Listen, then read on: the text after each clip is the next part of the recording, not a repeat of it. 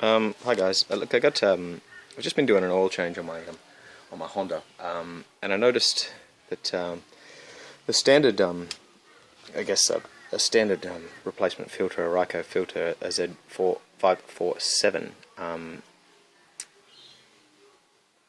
which I removed from the vehicle, has the same thread pitch and size, I guess, as a Z79A. This is like a filter which is used on a lot of different vehicles, like Holden Commodores and stuff like this on the V6s. And this is another Z436. This is off a 13B Rotary engine. So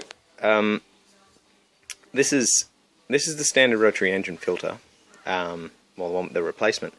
But if you look at the size is slightly smaller than the 79A and than the 547. So the 79A is next to it, and the 547 is here. It's probably the same diameter, but it's just slightly longer. Now, I guess the theory is that the larger the filter, the more filter space you're going to have. So in theory, the longer the filter will last, because you won't be recycling the same piece of paper inside the filter so many times as the oil's pumped around and around. Anyway, this is the one off my Honda, and it does just screw straight onto the thread pitch on the 13B. I'll show you anyway. This is the standard one, so obviously that's going to fit. And that's on there now, so that's biting on the seat the whole way around. We'll remove that one. We can slide the 547 filter on straight on, and do it up, and that grabs on the seat as well. Now, I know you might be concerned. A slightly bigger filter, this may get in the way once the intake manifold's on.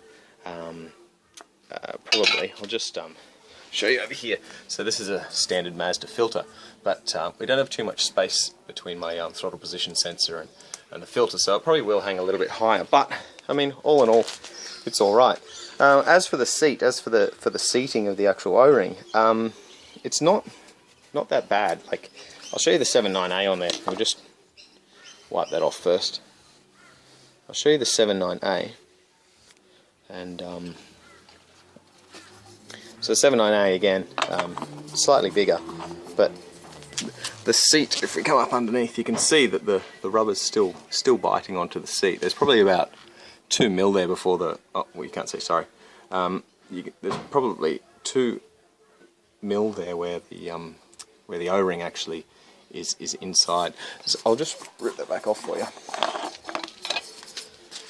If you have a look here, this whole aluminium piece, this cast aluminium piece, which has been machined here, this is dead flat. So I grabbed my veneers out just to check the ID. Now, the ID is roughly kind of around that 52 mark, probably a little bit smaller than 52. Now that's it, you know, diameter. We'll throw them onto the ground for you. So the one to the far left is the standard the replacement Mazda one. This is the 79A, and this is the 547.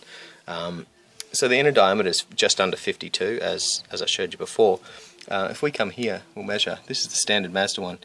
It's slightly larger than the 52. I don't really want to move these veneers yet, because I just want to show you that, again, the filter still will fit. Like, if there's a little bit of movement there, there's probably, let's say, probably 6 mil, so maybe 7.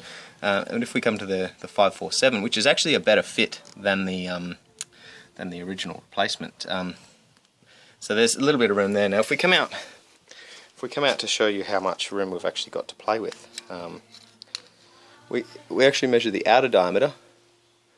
We're looking at around 70 mil, so we've got a fair bit. All up, we're looking at whatever that is, about 12. Oh no, it's just about 9 mil, 9.5 say.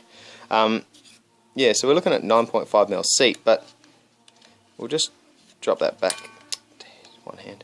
It's on 70 mil. It's pretty much dead on 70, but that's the outer diameter. Now, the outer diameter, as you can see, we're clearly going to going to be seated on it, because the diameter of it's going to be sitting somewhere there. And again, on the 79A, there's still a lot of seat left, and on the standard one, again, we're looking at a lot of seat. So there's no reason why you cannot use either one of these three filters. Again, I don't know what this filter's worth. It's probably around the $15 mark. I know that this filter in particular was a little bit more expensive. I think it was around the $25 mark, but I know that this 79A is a real cheap kind of it's just a filter that's used on so many different vehicles that it's must be a cheap filter to manufacture or something. Now they all do have like no drain back. You can't see inside that one, but there's like a no drain returns on them. They're all exactly the same. I have actually called the manufacturers of the Rycos just to see what the kilometers are. Now what they're saying is on this filter here in particular, this one will operate for more kilometers. Like it's not going to be as it's not going to wear out as quick. That's what they told me. Now I asked them whether or not I can use this 79A on either my Honda or my Mazda or my 13Bs. Now they said there's no reason why not. They just said that because I do my oil changes so on short intervals, like for my Honda for example, I'm going to do an engine flush on it, and rather than running engine flush oils, which I don't like doing, I don't like running the flushes, because a flush can release a lot of carbon built up over the years of driving and non-regular oil changes, and the carbon actually helps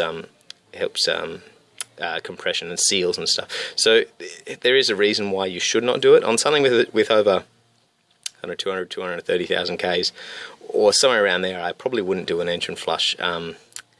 It's not something I would do. All I would do is just more regular oil changes. My Honda's got about 170,000 Ks on at the moment, so all I do is just run a cheap filter and still get my good oil, and put that in there run it for 2,000 Ks and then drop it out, and then put a new oil in and run it for 2 and then drop it out, just to get out all the old oil which is actually in the engine, because every time when you do a change, there's never anything, there's never, what's it called? You never get all the oil out of it, and you always will mix old oil with new oil, which is another reason why you should change your filter along with your oil whenever you do it. I know that the manufacturer will say that you can go 10,000 Ks before you have to replace your filter. So you do like a 20,000, so they'll do an oil change and replace the oil and filter, and then the next change they'll just replace the oil. Now the problem is the sump is not that big, and you're recycling the small amount of oil again and again and again. So it'd be nice to actually get rid of that oil and put new oil back in. So I mean, you may as well replace it for a part which is so cheap. Just replace it at the same time. There's no hurt done. One thing which I may mention is which I'd like to mention is I've seen people change their oil and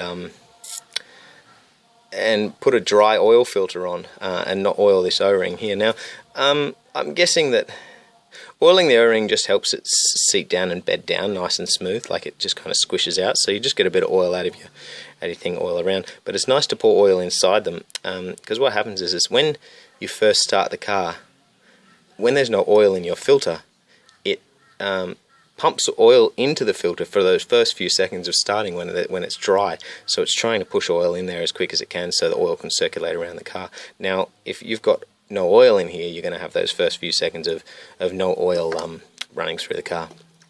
Anyway, that's pretty much it. Thanks guys.